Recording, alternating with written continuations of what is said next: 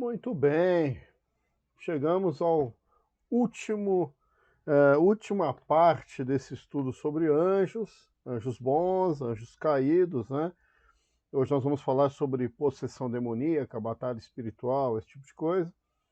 Agradecemos aí você que acompanhou até agora, né? Desde o finalzinho de dezembro, quando começou o período de férias, nós estamos postando durante o domingo de manhã essas lições para você ter contato com o conteúdo de escola bíblica, mesmo no período de férias, né? Agradecemos também a irmã Vanessa, né, que esteve conosco aqui em todos eh, essas lições, trazendo aqui a interpretação para Libras, né? Isso é muito importante. A gente tem uma comunidade de surdos no Brasil grande que precisa ser alcançada pelo Evangelho. Então fica o meu agradecimento, né? Meu agradecimento também ao pastor Vanderly Lima Carreiro. Esse pastor ele escreveu um material, né, editora para a editora cristã evangélica, que serviu de base para nós todos esses estudos. Então fica também o meu abraço, a minha gratidão e a minha menção honrosa aqui ao pastor Vanderly. Queria dizer que se você não assistiu os anteriores, você pode buscar aqui no YouTube, aqui no Facebook, você vai achar as partes de 1 a 5 desse estudo. Tá bem? Então, sem demoras, vamos começar aqui a nossa explanação sobre a questão da possessão demoníaca. E eu quero ir para a Bíblia primeiro, e a gente vai para Marcos, capítulo 9, versículos 28 e 29, uma situação aqui bastante interessante, quando os discípulos tentaram, né, ou eles perceberam ali que não foi possível expulsar um demônio. Então, depois de Jesus ter entrado em casa, seus discípulos lhe perguntaram em particular: por que não conseguimos expulsá-lo? Ele respondeu: essa espécie só sai pela oração e pelo jejum. É muito interessante, porque existe muito folclore sobre essa coisa da possessão demoníaca, né? Você tem igrejas que praticamente você não tem essa preocupação com possessão demoníaca, outras a coisa faz praticamente parte da liturgia do culto, né? Algumas igrejas, principalmente neopentecostais, manipulam nessa coisa da possessão demoníaca. Algumas até forjam isso, porque isso atrai a curiosidade da multidão, né? É muito triste, mas o fato é que existe a possessão demoníaca e a gente vai falar biblicamente sobre ela, tá bem? Uma coisa importante a gente entender é que Satanás ele age de várias maneiras. Ele não age apenas possuindo corpos humanos, né, através dos seus demônios e tomando posse ali daquela pessoa. Ele age de maneiras diferentes, tá? E a gente precisa, antes de falar de possessão demoníaca, separar o que é uma opressão demoníaca, uma influência demoníaca, para falarmos depois da possessão demoníaca em si, tá bom? Então a opressão demoníaca é uma ação de Satanás fora do corpo, que pode acontecer com crentes ou não crentes, onde ele vai trazer um desconforto para o ser humano, né? Então, para aquele que é ímpio, ele vai tentar deixá-lo aflito, desesperado, com medo, com pavor, né? Com as chamadas fobias, né? Então, opressão, é aquela coisa que alguns vão traduzir como fantasma, como uma coisa esquisita, as sombras, tô com medo, eu senti um calafrio, viu? Então, tem muita gente que vai traduzir dessa maneira, mas é uma ação demoníaca fora do corpo para deixar aflito, com medo, aquele que não é temente ao Senhor. Só que aquele que é temente a Deus, ele pode sofrer também uma opressão demoníaca, né? E essa opressão vai ter como objetivo afastar essa pessoa de Deus, da comunhão com Deus. É só a gente olhar, por exemplo, o caso de Jó. Jó sofreu um problema muito grande ali, né, de tentação, acusação, opressão de Satanás, e ele era um homem temente a Deus, e o objetivo era fazê-lo se afastar de Deus, né? Então é possível sim que cristãos fiéis sejam oprimidos por Satanás. Alguns vão relacionar aquela questão de Paulo, que Paulo tinha um espinho na carne, né, com uma opressão demoníaca. Vamos dar uma olhadinha no texto? Deixa eu pegar a Bíblia aqui para você. Vamos pegar aqui, voltar aqui, pegar em 2 Coríntios, capítulo 2. Então, segunda carta de Paulo aos Coríntios, aliás, 12, versículo 7 e 8. Para impedir que eu me exaltasse por causa da grandeza das revelações, foi-me dado um espinho na carne, tá vendo? Um sofrimento, alguma coisa ali que criava um desajuste para Paulo. Um mensageiro de Satanás para me atormentar. 3 vezes roguei ao Senhor que tirasse de mim, percebe? Então, alguns ligam essa questão aqui de Paulo a essa opressão demoníaca, que é uma forma de Satanás agir fora do corpo para desestabilizar aquele que é servo do Senhor, ou para atormentar mesmo aquele que não é fiel a Deus. Uma outra coisa é a influência demoníaca. A influência demoníaca também ocorre fora do corpo, mas ela tem como objetivo te influenciar para fazer aquilo que é contrário a Deus.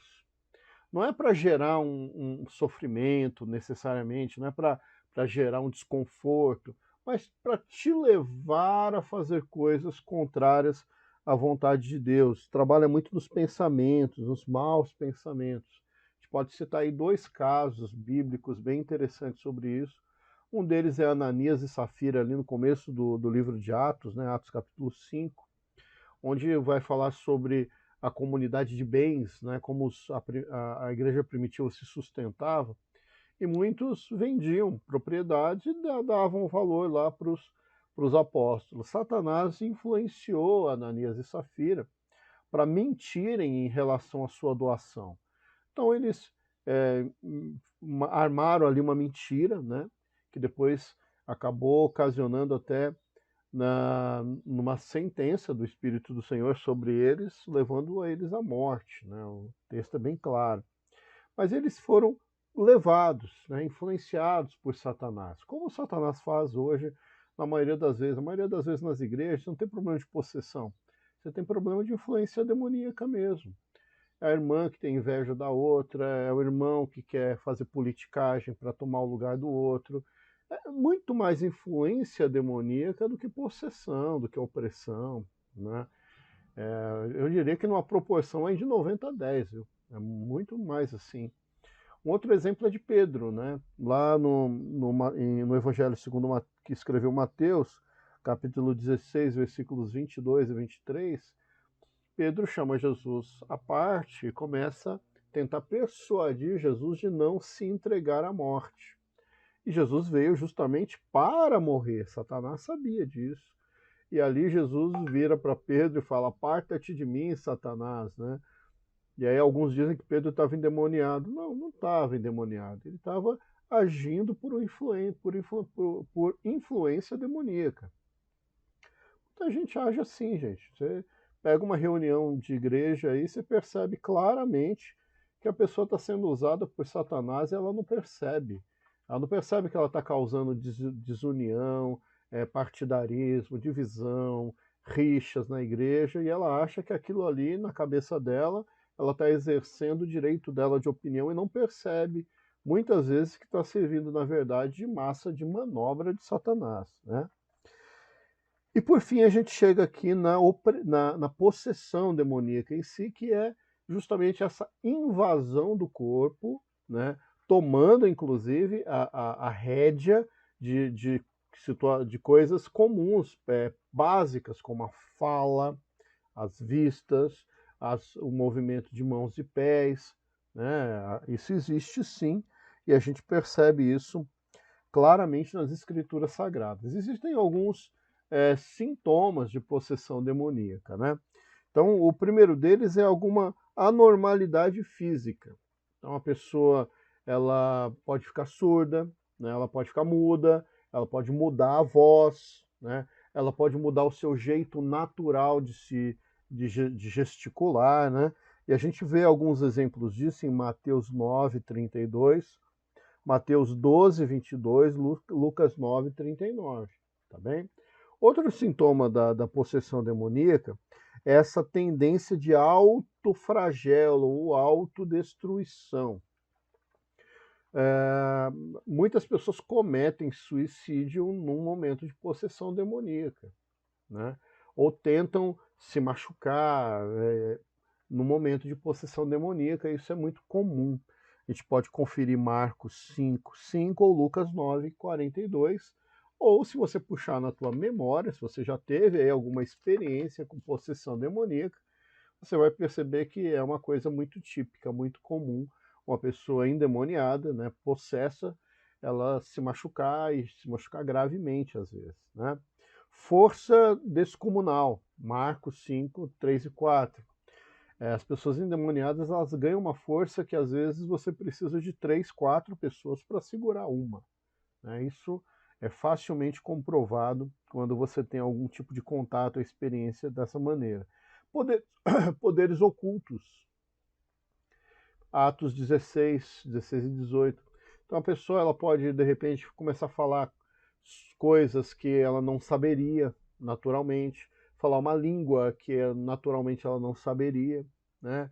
Ou começar a falar uma coisa que você não compreende, né? E aquilo você percebe que não é natural daquela pessoa. Isso é muito comum, esses poderes ocultos assim, tá? Algumas igrejas, principalmente neopentecostais, atribuem muita coisa aos espíritos malignos, à possessão demoníaca. Mas quando a gente fala especificamente de doenças, por exemplo, tem que tomar cuidado. Que existem doenças, sim, que vêm por opressão demoníaca, ou por influência demoníaca, ou mesmo por uma possessão, mas que a maioria não é. A maioria das doenças são doenças mesmo, tá? Então, algumas pessoas abrem as portas para a possessão demoníaca, outras não, tá? Quem a gente pode dar como exemplo de que abre as portas para uma possessão demoníaca? Os adeptos de cultos esotéricos, né? Então, todos aqueles cultos em que a pessoa ela incorpora espíritos, né? A gente compreende, né, a nossa crença cristã que ela está dando abertura, na verdade, para demônios, né? Tomar o corpo dela e ali fazer essas coisas sobrenaturais, aí, esses poderes ocultos, que cada religião vai explicar de uma maneira. Uma vai dizer que são guias, outros vão dizer que são orixás, outros vão dizer que são espíritos caídos. Cada religião vai explicar a sua maneira. A gente precisa respeitar a explicação de cada igreja, mas não abrir mão da nossa. A nossa explicação é que são demônios, né, que se fazem passar por pessoas que já morreram, né? Às vezes não, às vezes só para perturbar mesmo, mas são demônios e que a gente não pode se deixar enganar por eles, tá? Existem pessoas que ficam possessas contra a sua vontade. Marcos 9:14 a 29, você tem a história lá de um jovem que ele era possesso desde a infância, o espírito machucava ele, ele não queria aquilo, mas ele não tinha controle sobre aquilo. Então você percebe que a possessão demoníaca ela é verdadeira, né? Então, e esse assunto leva para uma pergunta simples que muitos têm, que é se um crente, se um cristão pode ficar possesso por um espírito maligno, né? Isso é uma pergunta pertinente. Vamos dar uma olhadinha em 2 Coríntios, capítulo 5, versículo 17. Deixa eu abrir a Bíblia aqui para você. Capítulo 5, versículo 17. Temos aqui, ó. Portanto, se alguém está em Cristo, aqui é importante esse verbo, é nova criatura. Esse verbo também é importante, é. As coisas antigas já passaram, e eis que surgiram coisas novas. Então, se alguém está, veja bem, não é se alguém e transitoriamente pertence a Cristo, não, ele está numa situação, né? Está em Cristo, ele é nova criatura, ele não está sendo uma nova criatura e pode deixar de estar, colocar assim, não, ele é nova criatura. Então as coisas antigas passaram, eis que tudo se fez novo. Esse é um texto muito conhecido e muito importante para a gente começar a responder essa pergunta. E para responder essa pergunta, se um cristão pode ser possesso, eu preciso definir o que é um cristão. Porque um cristão ele não é um frequentador de igreja. Um cristão ele não é aquele cara que tem um nome no hall de membros de uma igreja. Não é isso. Um cristão não é aquele que ama a Cristo, porque a pessoa pode amar a Cristo e não pertencer a Cristo, né? Então, é importante que a gente dizer que cristão para a gente são aqueles que já foram alcançados pela graça salvadora de Jesus Cristo. 1 João 2,19, João 14, 16 a 17, também João 14, 23. Então, aqueles que foram alcançados por Cristo, pela graça salvadora de Jesus Cristo, esses são cristãos legítimos, lavados, remidos no sangue do Cordeiro e selados com o Espírito Santo da promessa, né? Esses são os verdadeiros cristãos. Abrindo um parênteses rápido aqui, é o mesmo quando a gente vai explicar qual é a igreja verdadeira. A igreja verdadeira não é nem a minha nem a sua. A igreja verdadeira é aquela formada por todos os salvos por Deus, desde o Gênesis até hoje. Aqueles que são salvos estão vivos e aqueles que ainda vão se salvar antes da volta de Cristo. Independente da etnia, da sua, do seu ramo dentro do cristianismo, dentro do judaísmo, né? Não é, a igreja verdadeira é formada pelos salvos e o cristão verdadeiro também é formado, os cristãos verdadeiros é o grupo salvo pela graça de Cristo, né? Não necessariamente um frequentador de igreja. Então a gente pega João 1,12, vai dizer que aquele que é salvo, ele é filho de Deus. Os demais são criaturas de Deus, somos criados por Deus, mas a partir do momento que nós aceitamos a Cristo como Salvador, ele passa, nós somos comprados, né? Tem vários termos usados aí para salvação, né? Somos comprados por alto preço. Então ele nos substitui na cruz. E aí, através disso, através dessa substituição, dessa graça, desse preço pago por nós, nós passamos a ser filhos de Deus. Então, 2 Coríntios 5,17, somos nova criatura.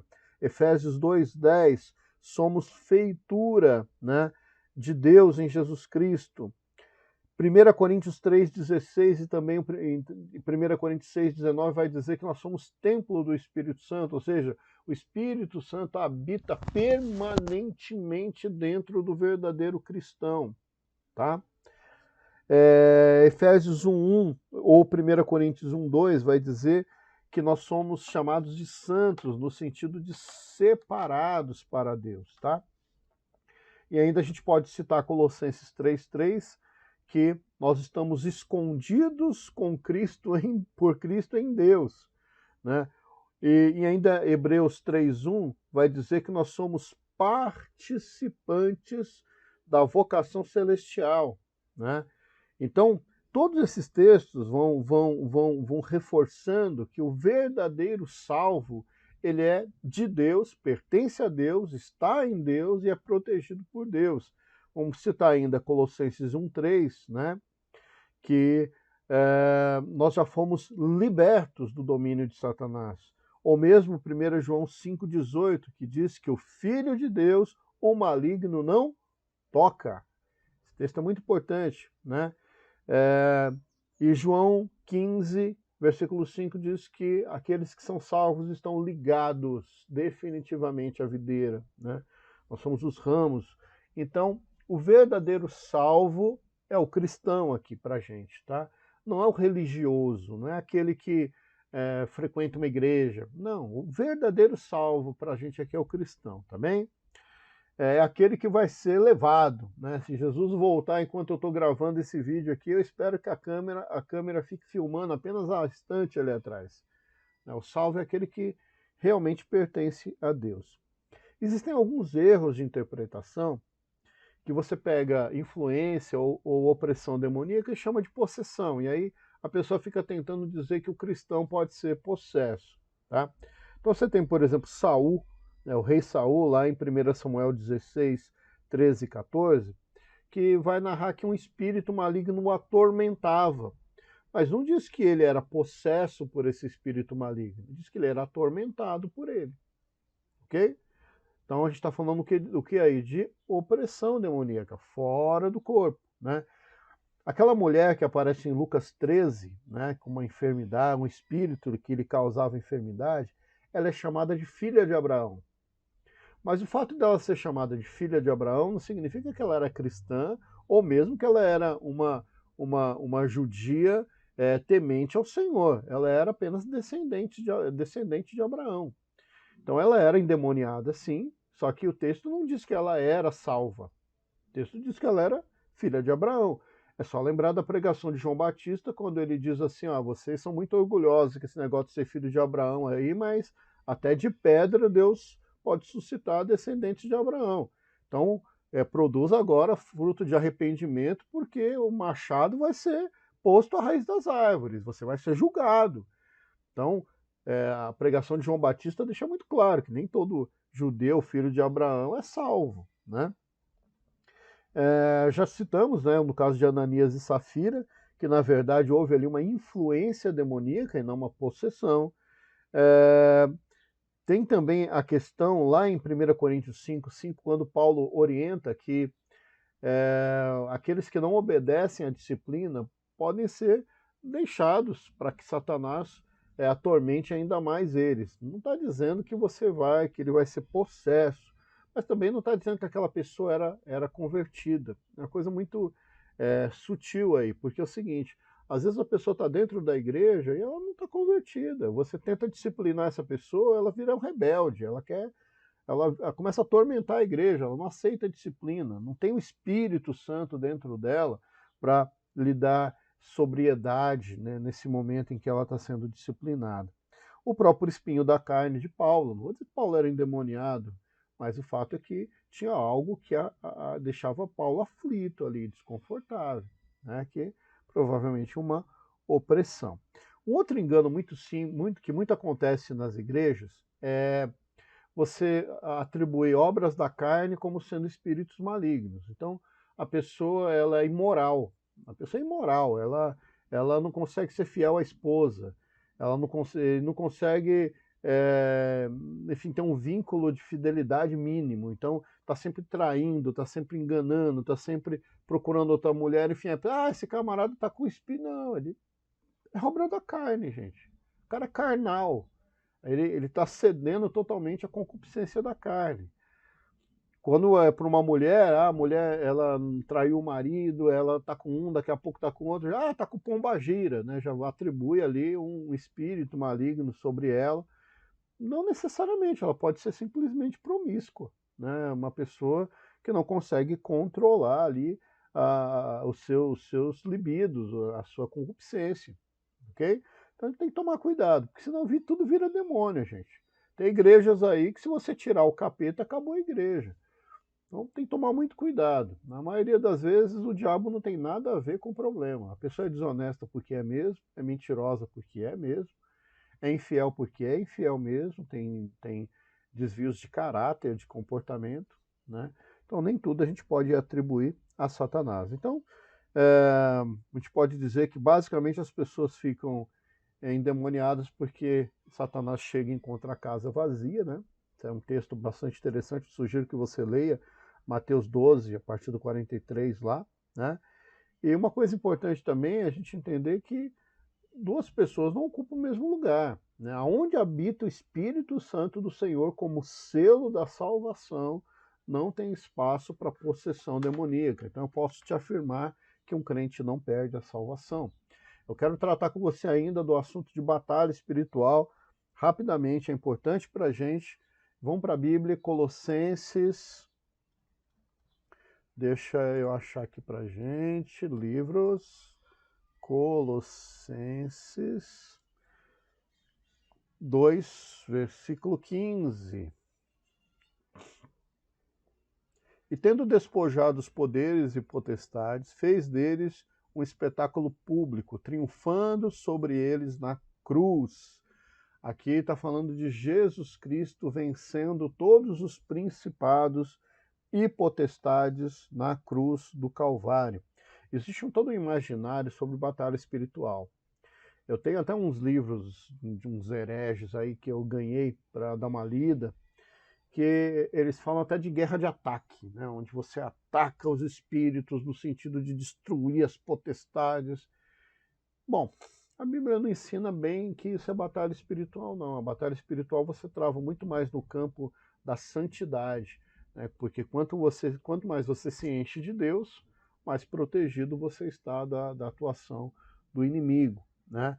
Mas vamos falar o que é a batalha espiritual. A batalha espiritual ela começou lá no momento da criação que a gente não sabe quando foi, ainda nos céus, quando Satanás ele se encheu de vaidade, quis ser igual a Deus, e Deus o derruba do céu, o derruba da sua grandeza, da sua glória, ele é lançado como perdedor já sobre a terra, e ali começa a batalha.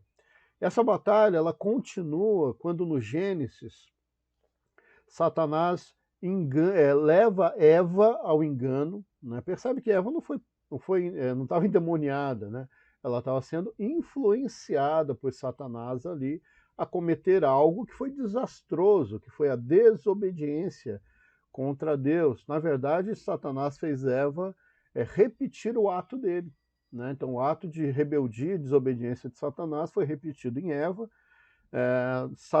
Adão, por ser o representante da raça humana, concordando com aquilo, levou toda a humanidade ao que a gente chama de pecado original, e aquilo foi só crescendo, né? Em Gênesis 3:15, a gente tem a declaração de Deus que um dia haveria uma batalha maior, em que o descendente da mulher esmagaria a cabeça da serpente, ou seja, que um descendente humano, né, um descendente da raça humana, ele seria capaz de esmagar definitivamente Satanás e os seus demônios.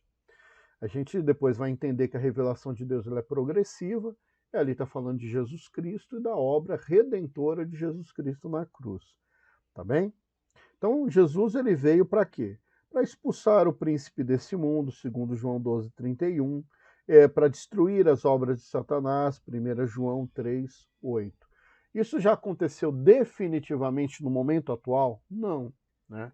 No momento atual, nós estamos sendo separados, né? Salvos e separados, salvos e separados. No dia do grande julgamento, né, aí sim, nós vamos ter um triunfo definitivo de Cristo sobre Satanás, né, que seria lá na batalha final. Então hoje, os demônios estão lá nas regiões celestiais, atrapalhando a humanidade, influenciando, atormentando, possuindo algumas pessoas, ok? Rodeando a terra, bradando como leão. Tipo, você pode conferir aí Efésios 6:11, Jó 1:7, 1 Pedro 8:10, né? Tá lá, nas regiões celestiais. Como eu falei, estou aqui conversando com vocês, tem anjos e demônios aqui em volta, e a gente precisa ter consciência desse mundo espiritual que nos cerca, tá bem? Haverá um dia, que é o chamado milênio, que a gente vê lá em Apocalipse 20, que esse poder de Satanás vai ser retirado por um período de tempo. Então, a humanidade vai poder caminhar sem essa influência demoníaca. Então, tem um grupo de teólogos que acredita que isso é literal, que vai ser assim mesmo, outros não acreditam, mas o fato é que a Bíblia diz que em algum momento a ação demoníaca será retirada, né? Mas a coisa definitiva mesmo vai acontecer lá no julgamento final. O diabo, né, o sedutor das nações, sedutor deles, foi lançado dentro do lago de fogo e enxofre, onde já se encontram não só a besta, como também o falso profeta, e serão atormentados dia e noite pelos séculos dos séculos. Apocalipse 20, versículo 10. Como eu já coloquei aqui, é importante a gente entender, o inferno não é o parque de diversão do capeta, em que as pessoas vão para lá e ele fica espetando as pessoas com garfo. Não é isso. O inferno é o lugar de condenação de todos aqueles que rejeitaram a Cristo, rejeitaram a obra salvadora de Deus, todos os que se levantaram contra Deus, todos os demônios, Satanás, todos vão ser condenados ao inferno. Importante dizer que a gente sempre fala, Satanás é o nosso adversário. Satanás é o nosso adversário. Satanás não é adversário de Deus. Deus, ele é o soberano das nações, ele é eterno. Satanás é uma criatura que será destruída um dia. Né? Não tem essa quebra de braço entre Satanás e Deus, como alguns pensam. Esse vídeo vai ficar um pouquinho maior do que os outros, mas eu preciso falar com você ainda sobre o envolvimento nosso nessa batalha espiritual, e eu preciso ler com você 1 Pedro, deixa eu pegar aqui o livro, livro, 1 Pedro, capítulo 5, versículo 8. Sejam sóbrios e vigiem. O diabo, o inimigo de vocês, tá vendo? O inimigo nosso, anda ao redor como um leão, rugindo e procurando quem possa devorar. Ou seja, alguns ele pode, outros ele não pode. Resistam-lhe, permanecendo firmes na fé, sabendo que os irmãos de vocês têm em todo o mundo estão passando pelos mesmos sofrimentos. Aí uma advertência do apóstolo Pedro aqui, de que o diabo está aí, buscando quem ele pode destruir.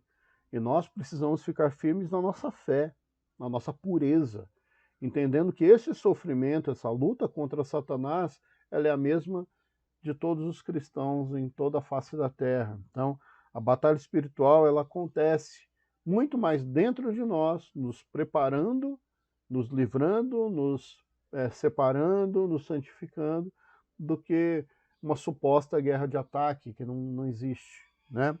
Então Satanás tenta armar ciladas contra nós, muitas vezes de forma violenta, muitas vezes de forma amedrontadora, ok? Amedrontadora. Então a gente precisa ter essa consciência, mas a gente precisa ter medo de Satanás? Não. Maior é aquele que está em nós do que aquele que está no mundo. A gente tem que ter essa consciência. Deus é maior. Deus é muito maior do que Satanás e todos os anjos dele, né? Mas existem algumas advertências que eu deixo para você. Uma delas é que tenha uma vida de santidade e de oração, né? Porque é isso que vai revestir você para poder resistir ao diabo, né? Então não adianta você achar que você pode ter uma vida pecaminosa, mesmo que escondida, e que está tudo certo, desde que ninguém saiba. Não funciona assim, né? Nós precisamos ter a nossa vida separada para Deus, em oração constante, né? Marcos 9, 29. Também a gente pode dizer que é importante que a gente tenha a nossa fé baseada nas Escrituras Sagradas, né? Baseadas naquilo que verdadeiramente nos protege a nossa mente, protege o nosso coração. Se a gente lê Efésios 6:11, que é o texto final aqui do nosso estudo, a gente vai ter lá uma descrição sobre o que a gente chama de armadura de Deus. Efésios 6, versículo 11. Né? Aqui, ó. Pois a nossa luta não é contra pessoas, mas contra os poderes e autoridades, contra os dominadores desse mundo de trevas, contra as forças espirituais do mal nas regiões celestiais. Aí vem o conselho de Paulo. Por isso, vistam toda a armadura de Deus, para que possam resistir no dia mal e permanecer inabaláveis depois de terem feito tudo. Então, meus amados, por fim, você deve se revestir da armadura de Deus. E aqui eu vou fazer um resuminho breve para você do que é isso. A armadura é um símbolo das vestimentas de um soldado romano aplicado à nossa proteção de fé, né? Então vai falar do cinto da verdade, ou cinturão da verdade, onde a gente compreende, né, que a verdade que está em Cristo, ela nos liberta e ela nos leva a graça de Deus que nos sela para a promessa. Então, quando nós conhecemos essa verdade nos liberta. E conhecereis a verdade vos libertará.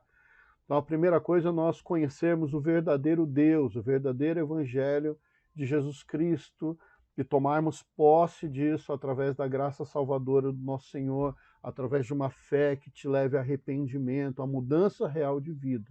Essa é a primeira coisa. Segunda coisa, a couraça da justiça. A couraça, essa parte aqui, ó, da frente, esse peitoral que te protege, né, as partes vitais aqui do teu corpo, né, pulmão, coração, fígado, toda essa parte vital do teu corpo é protegida pela justiça de Deus. E essa justiça não é essa justiça, é bom, é ruim, pode, não pode, não é isso nesse sentido, não. É no sentido de que Deus nos justifica, que Deus, ele faz justiça em nós mesmo, nós não sermos merecedores. A figura disso é a da justificação, né? Nós somos justificados não é porque nós somos inocentes, mas porque foi tirada a nossa culpa, entendeu? Através de Cristo. As sandálias da pregação do Evangelho da Paz. Então, as sandálias significa para a gente que nós não temos que ficar apenas passivamente nos protegendo, mas nós precisamos anunciar esse Evangelho que pacifica o homem. O homem está em rebeldia contra Deus, em guerra contra Deus, separado de Deus, mas o Evangelho da paz é esse Evangelho que pacifica, que aproxima o homem novamente de Deus. E nós somos anunciadores desse Evangelho, né? Entendendo, né, que isso é parte vital da vida do ser humano. Não existe, eu tenho dom de evangelismo. Não, todo cristão é um evangelista. Recebeu o chamado de Deus para ser evangelista, tá bem? Escudo da fé. Então, o que vai afastar os dardos inflamados, contaminados do inimigo? A nossa firmeza. Firmeza doutrinária, firmeza de conhecimento de quem é Deus, o que Deus fez por nós, a nossa fé. Ela que é o nosso escudo, né? Capacete da salvação, ou seja, redundantemente dizendo, né, que aquele que é salvo é protegido por Deus. Por fim, a espada do Espírito, né? A espada do Espírito. Então, qual que é a nossa arma? A nossa arma é o Espírito Santo que habita em nós. É por isso que a gente pode, com autoridade, expulsar demônios. É por isso que a gente pode, com autoridade, proclamar o Evangelho que liberta. É por isso que a gente pode, com autoridade, dizer que Deus cura. Porque a gente não faz por nós. A gente faz por saber da realidade da atuação do Espírito Santo do Senhor na humanidade. E por fim, gente, orando em todo o tempo. Né? É a oração que nos leva a nos aproximarmos mais de Deus, a estarmos mais perto dele. Né? Então ore ao Senhor, ore constantemente. Mais uma vez, se você acompanhou até aqui, muito obrigado, que Deus te abençoe. Né? Estaremos retornando às atividades da Escola Bíblica Dominical no primeiro domingo agora de fevereiro de 2022. Tivemos um mês inteiro de férias da Escola Bíblica. Eu tenho certeza que você aproveitou para visitar a tua família, para receber parentes. E agora nós vamos retomar as nossas atividades presenciais na Escola Bíblica no domingo de manhã. Que Deus te abençoe, não esqueça de orar por nós, pela nossa família, pela nossa igreja. Grande abraço, fique com Deus.